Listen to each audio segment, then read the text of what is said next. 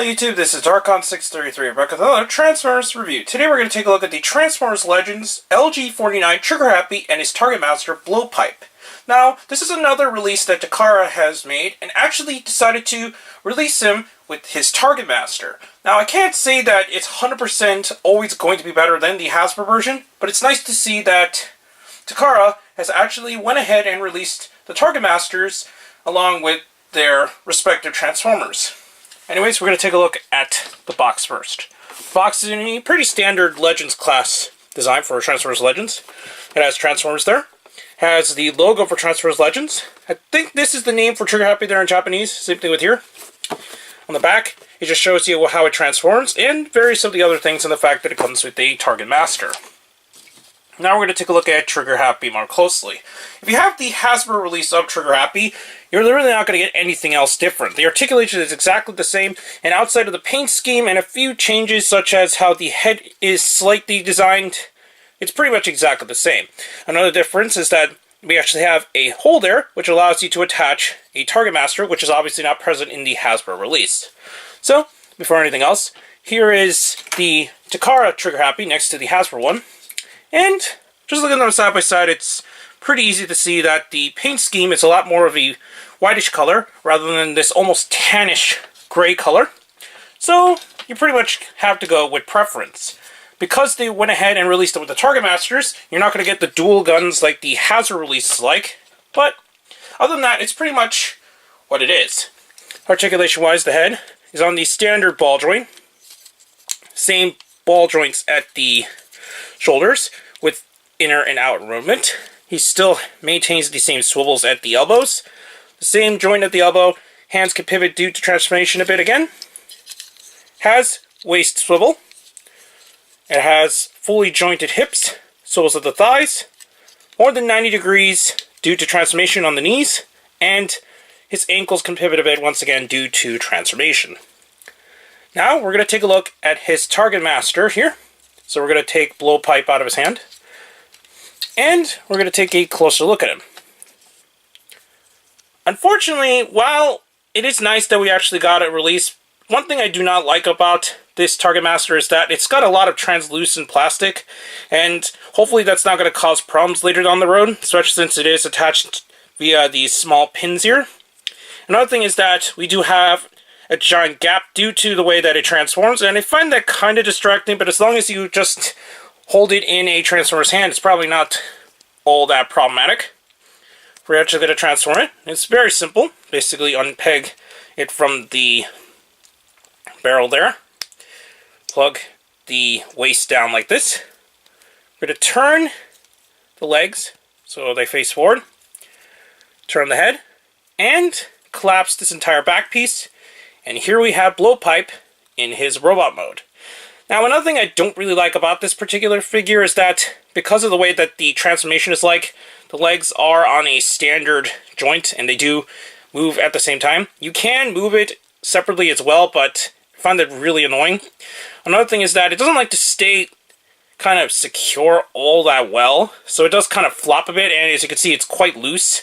And I really don't like that too much. Articulation-wise, the head can swivel. I forgot to mention that. And it does have the standard ball joints at the shoulders. It has no other articulation points there. It has no waist articulation, as I mentioned earlier. It does have the standard waist swivel, but it only goes forward and back. And it does have ball joints at the knees, although you're not going to get a whole lot going on there. Next, we're going to take a look at his Titanmaster, which, once again, I do not think the Japanese Titanmasters actually have names. We're actually going to detach it, which is a little bit tricky sometimes due to the way that the head attaches, and take a closer look at the Titanmaster. In terms of our overall design, it's pretty much the same we've seen with the Hasbro release. We're just going to quickly take the Hasbro head off and look at a comparison between the two. Here is both Titanmasters together. In terms of overall sculpt, for what I could tell, it's about the same. It's just definitely different in the paint department. Even for the heads, there isn't a whole lot of difference in terms of sculpting, but it is definitely different in the paint. So overall, you're not going to get a whole lot of difference between these two, at least for the Targetmasters. But it is nice that Takara did put it in a pretty decent color scheme, especially since it matches the rest of the body. It's a little bit tricky to attach these, but I'm just going to take this out to the side now. Now we're going to go on to the transformation. Since it's exactly the same as the Hasbro Triggerhappy, we're actually going to transfer it off screen and look at his vehicle mode. And now we have Triggerhappy in his vehicle mode. Now, just like the robot mode, there isn't any major difference between the two designs, but the main difference, though, is that the fact that it does obviously have the hole where you can attach a Targetmaster if you wish to. And that's really cool since it is reminiscent of the G1 design, but other than that, you're not going to get a whole lot of difference. It still maintains the same cockpit area where you can actually place in a Targetmaster, and it does maintain the same wheel design at the bottom as well. As a comparison, here is the Takara release next to the Hasbro release, and once again, it's really not that much different outside of the colors, and if you also wanted to get the double guns as well. But other than that, you're not going to get a whole lot of difference between the two versions of the mold. In conclusion, I think it really comes down to personal preference, and if you wanted to actually get one with the Targetmaster, then it's obviously the best to go with the Takara release. If you still have the Hasbro version, I still think this is worth it just for the Targetmaster alone, and the fact the paint scheme is definitely better in my opinion, and it's definitely more reminiscent of the original character design, rather than something that's possibly more based on the toy design.